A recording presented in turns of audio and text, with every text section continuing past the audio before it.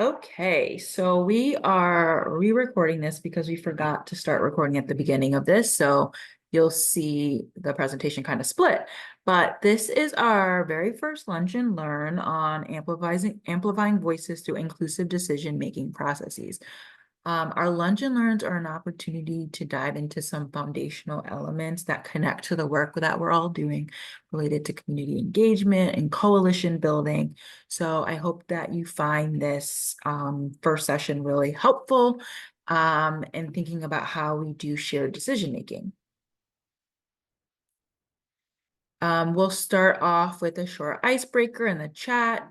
I'll then share some definitions and models for shared decision making. I'll share some specific examples related to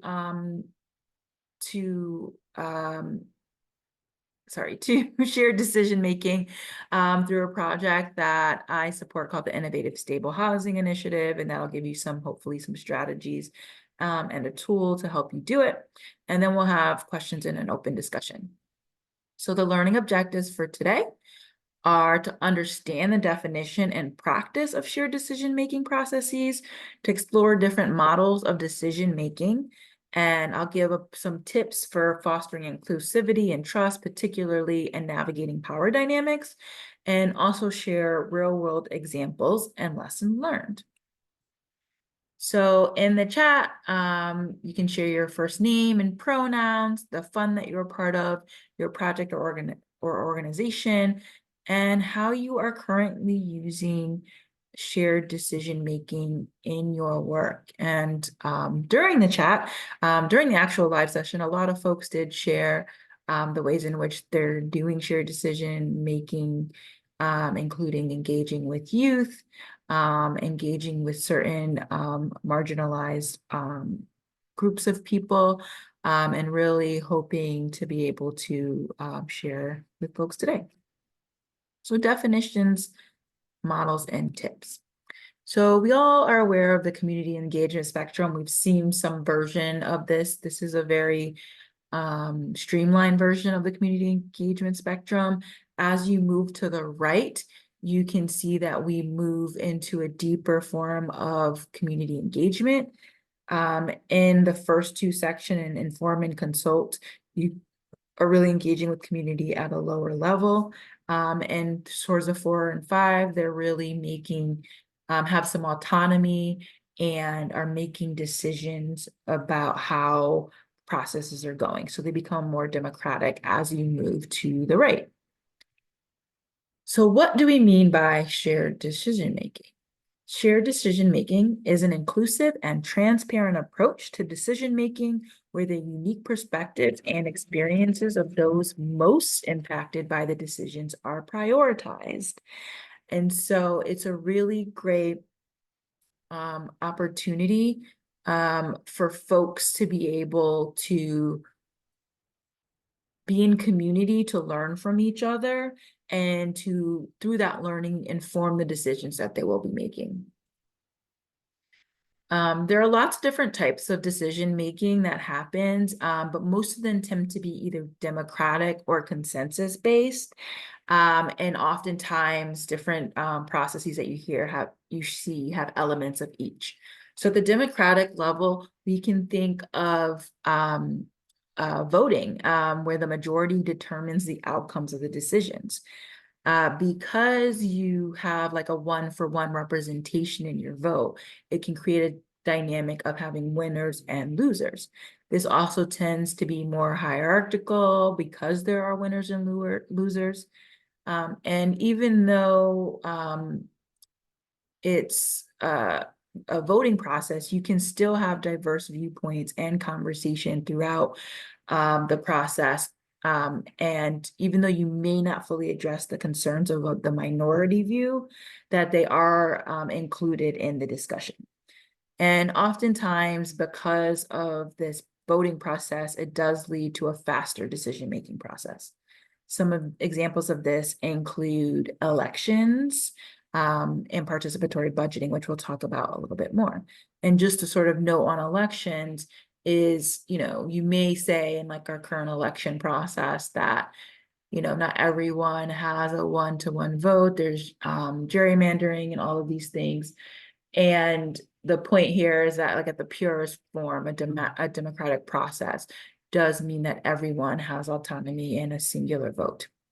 In a consensus-based process, this is really more emphasizing collaboration and reaching collective agreement. The process tends to be more widespread and an opportunity for all folks to be heard. And through this process of agreement, oftentimes folks are making compromises and concessions to what they want. It involves seeking common ground and addressing concerns to find solutions acceptable to all. And because of this dialogue and sort of iterative process, it can actually be a bit more time consuming than a democratic process. Some examples of consensus-based processes are more therapeutic groups. Oftentimes, therapeutic groups are trying to create sense of empowerment through the autonomy of decision-making. And so they really uplift practices related to consensus-based decision-making. And also Paulo Freire's popular education, or also known as critical pedagogy, and particularly his approach called the praxis, which we'll talk a little bit more about next. So let's get into that a little bit more. So participatory budgeting is where the community decides how to allocate part of a public budget. So in this process, what you do is you really want to focus on having shared goals. So everyone may come in with different ideas about how you reach that goal, but they're clear on what the goal is, that we're going to allocate this amount of money to something. You focus on learning and understanding, so folks can understand where the dollars go. They can think through the different ways in which they can allocate the money, have a better understanding of the current budget. And then you can brainstorm different ideas about where you want to have money be allocated. Like, we want this community garden, or we want more money for youth engagement, or maybe more money to go towards housing support. And you have an opportunity to think through all of those things. Conversations can still be iterative, and people promote proposals, or they submit their ideas about what they want to do, and you are able to vote on which ones you want to uplift, and then how you want to allocate the dollars. So it's a very engaged and involved process, but you do end up voting on the different ways in which you want to allocate the resources.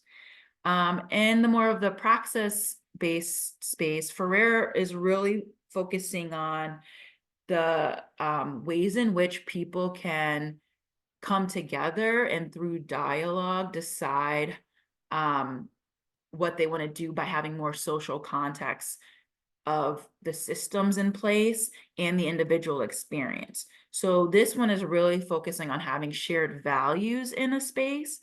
And oftentimes there are dialogues, either one-to-one dialogues or community groups, where folks are really sharing their experience with whatever the focus of the decision making is on. This creates more empowerment, a greater sense of community and collective spaces, and you come to agreement by consensus. So as you share about your ideas and experience, folks have more understanding of knowledge of what is needed. The decisions also tend to be more nuanced. And so sometimes it's not always like a concrete decision. Now, as you can probably see, these different models will work in different spaces. And you can also maybe see that there are elements where you want to focus more on really understanding the lived experiences of others. And there's times when you really want to focus on learning and understanding the ways in which you engage. And there's benefits and challenges to each of these. But these are just two examples of like how you might see democratic in a more pure form and consensus-based in a more pure form. So just to kind of sum those up about like how we can think about fostering inclusivity and really navigating power expectations.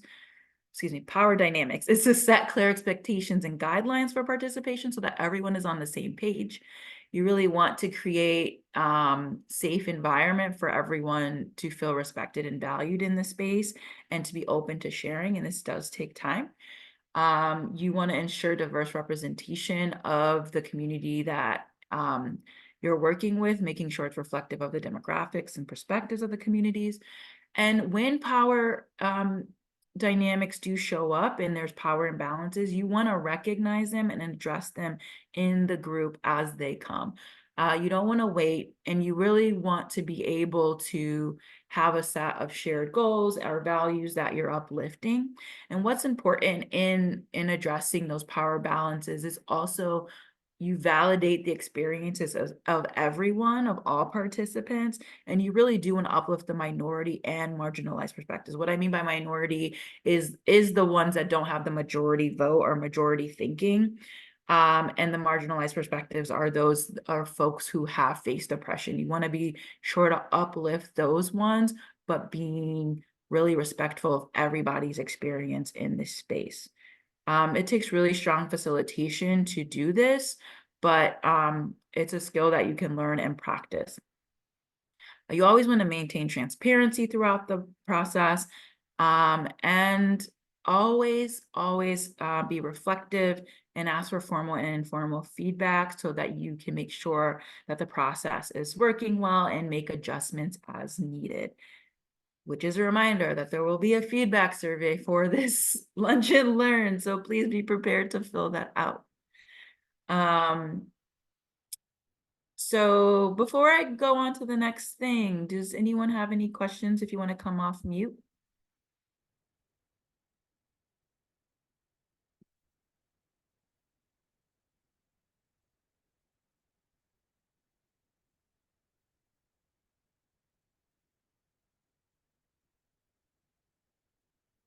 Okay, I will keep going, but please put your questions in the chat if they come to you.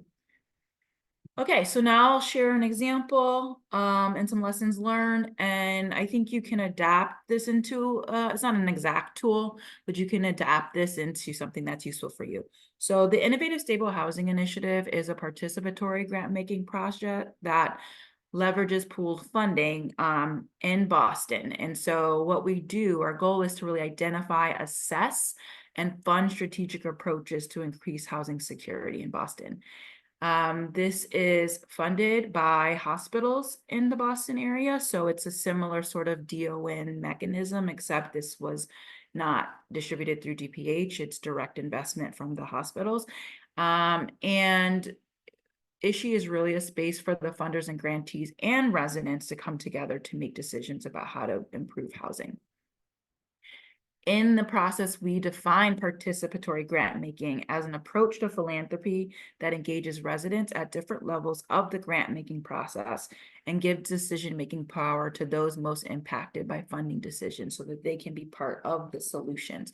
And from this definition, you can see how it includes the elements from the shared decision-making definition, but also particularly it outlines that that we're doing participatory grant making at different levels of the grant making process. So we really want to articulate what are the ways that we are making decisions and when are we making the decisions.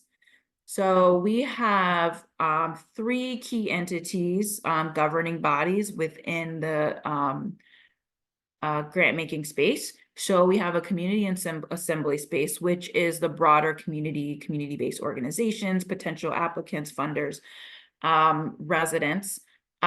This could be, you know, upwards of over 100 people participating in this space. And they're engaged in informing the participatory grant making process. So they really do set a lot of the larger overarching criteria for this. So what types of things are we investing in? What are the key strategies? Maybe not exactly what the dollar amounts are for the allocations, but what type of dollars or what percentage of dollars do we want to give to certain types of efforts? And so that is a democratic vote, and that works because it's a large space and folks get to talk to each other. We do ideate, we do decision making over a series of days, or even sometimes like we do something in the meeting and we follow up with an online vote. It's different ways that we have done the assembly space. In the grant making committee, this is specifically to how the grant making is done. And within that, we might even have like working groups where we continue to engage with like other residents, but these are specifically members coordinating the participatory grant making process. And so these members make decisions through consensus. And while they may be informed by what happened in the community assembly, or insights from the community assembly, or other factors that are providing ideas about how we might want to run the grant making process, it is still at the higher level of collaborating and deferring to community, because there are community members within the space making the decisions. And then the leadership space is where the funders come in. And obviously in this space, they have the most power. They are the funders. They are resourcing the money. And so this includes the residents. It includes current funded partners and funders to provide general program oversight. And within this, there is definitely a balance of how many funders we have.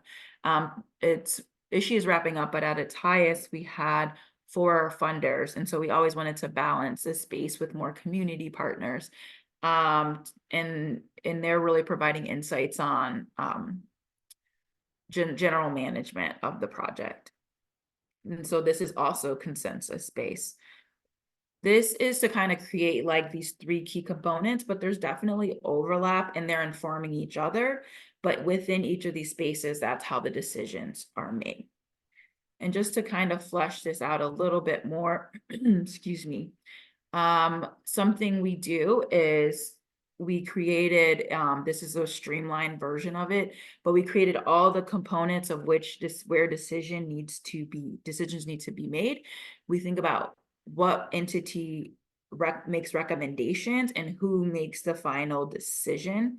And there's like elements within each one. So for example, within who recommends, we might think about, is this an informing process of recommending? Is it a consulting process of recommending? And yes, it is that detailed. But by taking it out and step by step, thinking about this needs to be more democratic, this needs to be consensus based, this can be with a larger group of community, this could be with a smaller group of community. It creates transparency on how the process is. And so by kind of creating that over scaffolding your voting and the structure, it's clear, okay, as a community member, I have a lot of autonomy here, but this is still transparent and there's always communication and about how this is happening. So again, this is a streamlined table, but yes, we go through each element, each component of decision making that happens. And then we really do talk about which entities are making it out, right? Another factor is that we did do a lot of research and engagement across the city around this, and those also have elements into the who recommends and who decides. But those aren't like continuous bodies as in the 3 main governing bodies that were presented in the previous slide. So what are some lessons learned that kind of also align with the tips that were shared earlier? Is you want to lead with the values and clear practices. So the shared values that you hopefully co-created also serve as a sense of accountability and help to navigate the power imbalances themselves, because your values should prioritize folks that are marginalized. And when you feel like the power imbalances, particularly if you're like a newer facilitator to like potential conflict, you can say, hey, let's take a look at our values. Are we holding true to our values here? Is this decision-making process true to our values? Is this conversation true to our values? And it helps to like reset people in the space, right? So you want to set those expectations that the values are kind of like where we are our guiding points. And You want to set that often and consistently. So at the start of every meeting, share the values, and be consistent with them. Having the tiered decision-making process really reduces tension and power dynamics, particularly for the funders.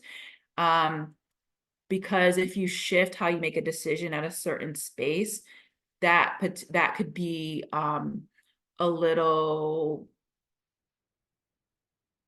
I guess, disconcerting to the process, particularly for the funders, because they have to go through other processes about how they make decisions. So if they're clear on where they get to say yay or nay to, then they can take that back into their own hierarchies and say, this is what's happening. And there are some specific things that only the funders could decide. And that was also made clear. Offering training and support for community to participate in decision making is key. To make informed decisions, to understand the levels of engagement, to understand how grant making even works. That was really important to share. And always having reflection. So I think in the tips, it was like, reflection and informal feedback. Have those collectively. Share that collectively, because it helps to build trust between folks with different levels of power. Always over communicate. I still have to remind myself that you can never say something too many times. Sometimes you always have to start from the beginning and give like a summary of, this is where we started, this is where we are today. Say more than you think you need to, so that people feel like they're prepared to participate. And if you need to, use an MOU or contracts to maintain accountability. A memorandum of understanding will help folks to really sort of buy into that. A contract is more legally binding, and an MOU is an agreement that's not legally binding. So sometimes in contracts with like key decision makers, institutions, we do put that into the contract. So there is a point in our contract about the decision making levels in our contract with the hospital, so they have understanding of that. It doesn't break everything down, because that did shift within the contracting phase, but it's there, and so they acknowledge it. And with that, I'll stop sharing. And I think there's like one more thing. Oh, there's 2 questions here. So this could help us with chatting, and I'll put them into the chat. How might you incorporate the strategies discussed today into your work or community, and what additional support or resources would you need to do so successfully? And I'll stop sharing and I'll put that into the chat. Okay, I went a little over the 25 minutes, but that's the presentation. And the point is to really provide you with like a general overview and a specific outline. Sorry, let me put these questions in the chat. Oops. Yeah.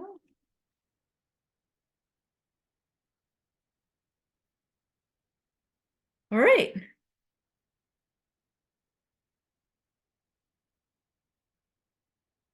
So any thoughts, reflections?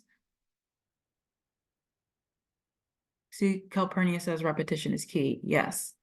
Like, I'm even surprised at how much I need to repeat things. You just never know what people hear and don't hear. But yeah, how might you incorporate the strategies discussed today?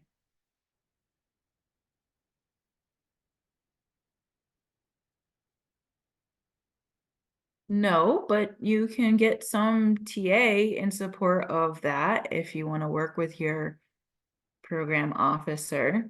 There's not a specific training though.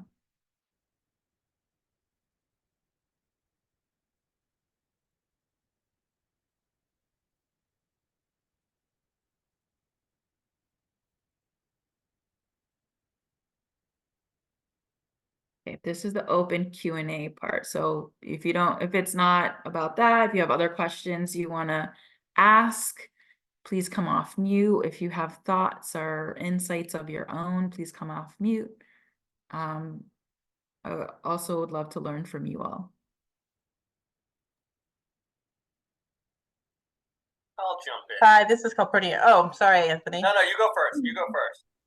I was just going to say around the consensus building, I think it's really interesting that it's important for us to try to get complete agreement, but I found that's really hard.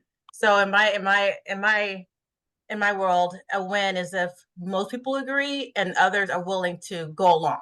Like, they may not necessarily be 100% bought into it, but they're willing to see how it goes.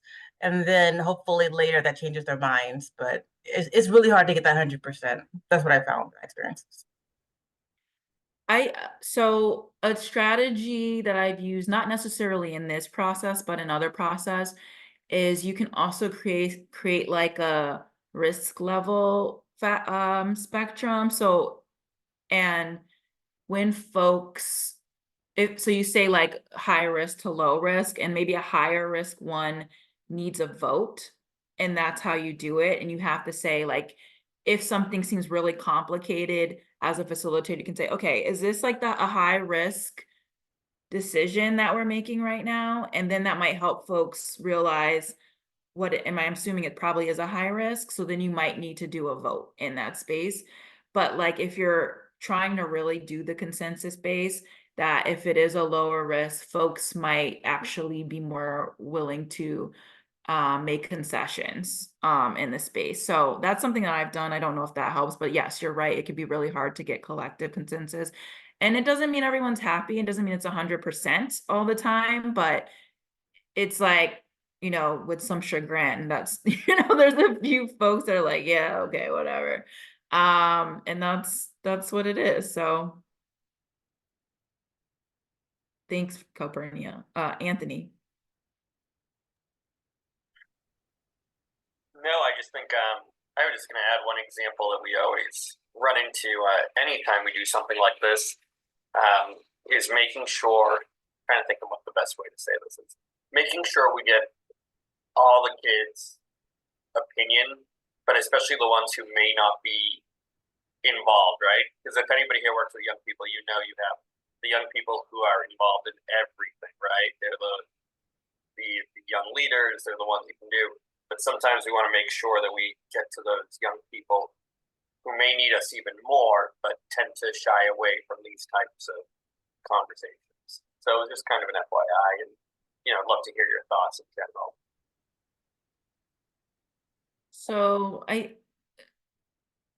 I think that it takes time for both of these process, like shared or democratic and consensus based can take time to get to. So a lot of time in the participatory budgeting process, a one that is running efficiently will actually leave like 6 months before the budget even is started, or those conversations about the budget, to do some learning and trust building amongst the community and really engaging folks, so that then when it is time to say, okay, you have, $10 million to allocate in your community, there's more preparedness to participate. And then even so, that can take years till you feel like you're really running efficiently in like your fourth round of doing participatory budgeting. Is this answering your question? Like, it takes time sometimes to get there, and it may take, if you have youth only for 1 year or 2 years, that could be a challenge to get them to like get to that point. And so I feel like it's just like a constant wave of is how much time is enough time? How do we build trust? It's also the factors in which you try to do the trust building, like that types of activities.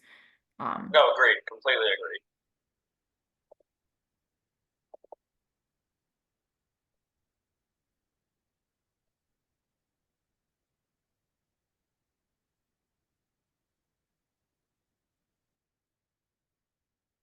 Any other insights?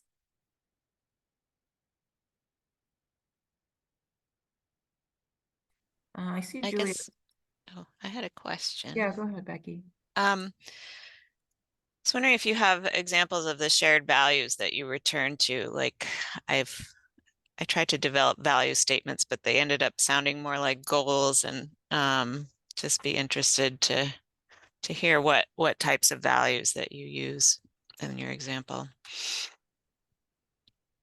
Sure. I'm gonna open up that slide deck actually real quick. So these are our values. Hold on, that's not right.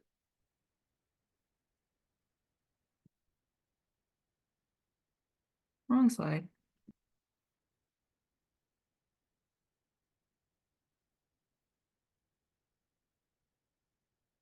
All right, so these are our values.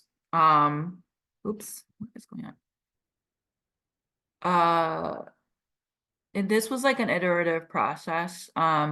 So it's racial and ethnic equity, galvanizing the power of communities, meaningful and trustworthy collaboration, flexibility and balance, and working in solidarity.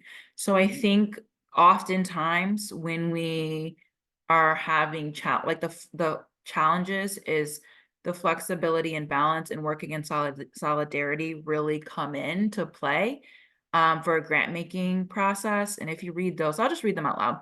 So flexibility and balance between innovation and proven solutions, immediate and long-term investments, grassroots and larger community-based organization, capacity building and project-based initiatives as opportunities to invest in real systems change. So it really makes us think about there isn't really one exact right answer for how we're going to solve the problem, but really thinking about how we practice this, our vision. And the working in solidarity side by side with community members most impacted by displacement and systemic inequity to use collective power and privilege in our networks to create lasting impact that is not extractive nor exploitative. And the extractive nor exploitative piece is key because oftentimes in grant making process, when you do make decisions, they end up being that way.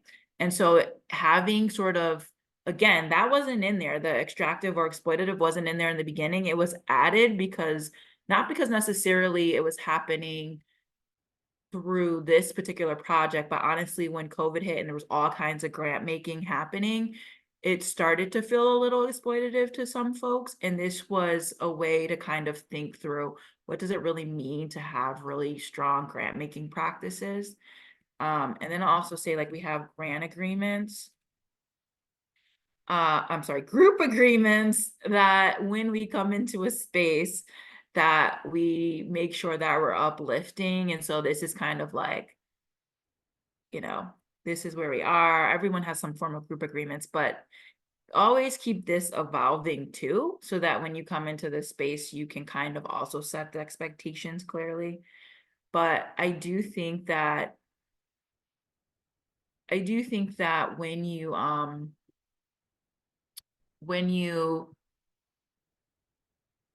create any sort of documentation, it should like always be in a working form. It's not finalized because you always want to continue to add and grow. And like to Juliet's point, we don't have a booklet to follow. This is really not a one size fits all. These are just like some practices and things that have been learned along the way. And you have to just kind of try it. There's some foundation here for setting it up, but even starting with the definition of shared decision making, is this sound right? What's missing? What do we need to add? What's the context that we need to provide in for this very broad decision definition? You can start there and piece it out from there. But yeah, those are the values we use. You can see there's some very explicit things related to power in the values that we can refer back to as, hey, let's stick with our values.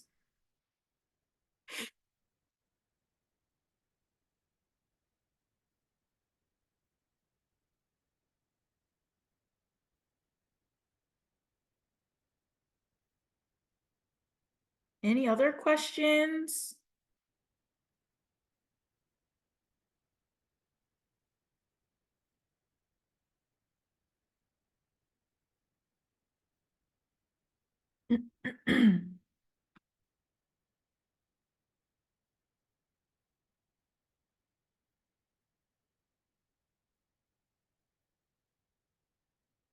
insights? Do folks want to share some of the practices that they use in shared decision making or lessons learned?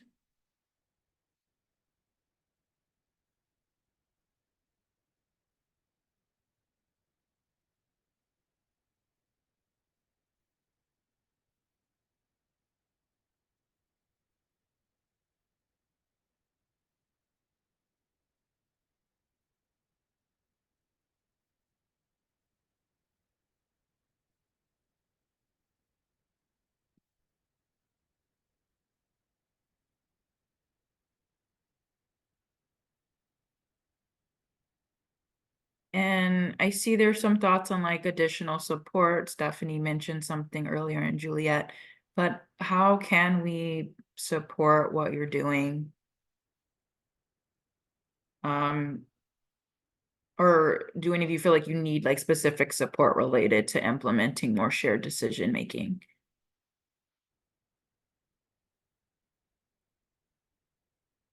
I would say that I'm Juliet Nachumba. Hi, everyone. I would say like the community that I serve, although we are now 2 years old in the program almost, we are still very new in these things where we can't even decide. So you have a team that you create out of the many leaders you have, and these discussions can totally go because now everyone is able to be at the table. But then how do we bring back ourselves? Like, yes, we say, let's keep on track, but also how do we not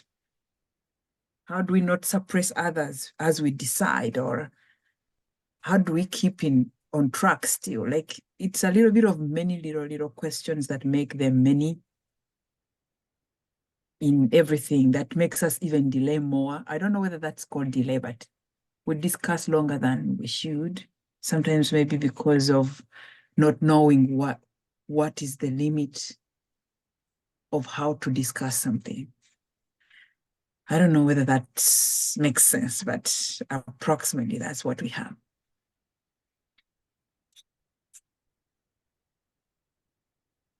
So I guess one insight that I can offer from ISHI is that our first decision-making structure took almost a year to create, and then it was adapted from there. So I think that it does take time, and not just talking about decision making, but like getting the agreement, getting some consensus, thinking about the different elements, doing the values which inform decision making, learning about different decision making, all of that I think took about a year.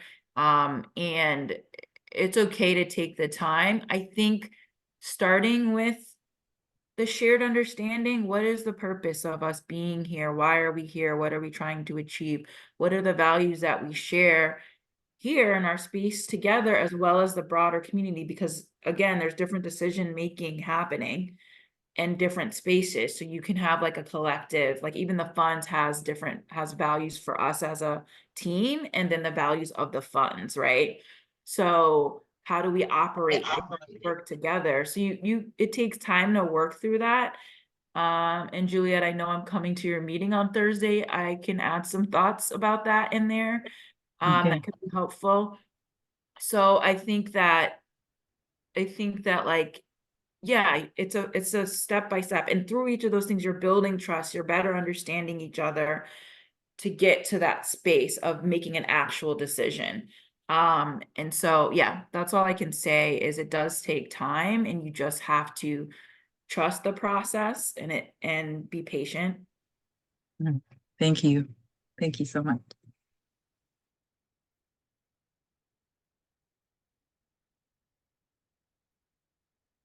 So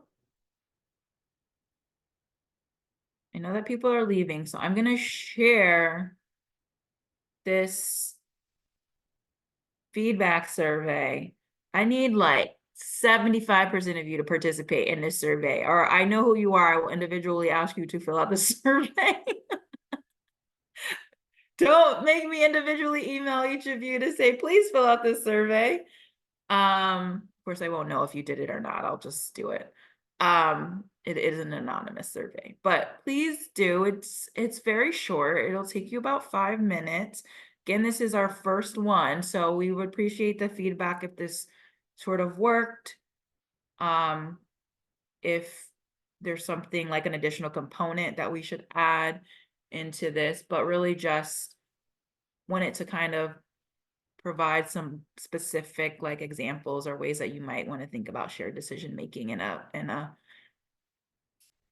abbreviated form, right? You know, something accessible.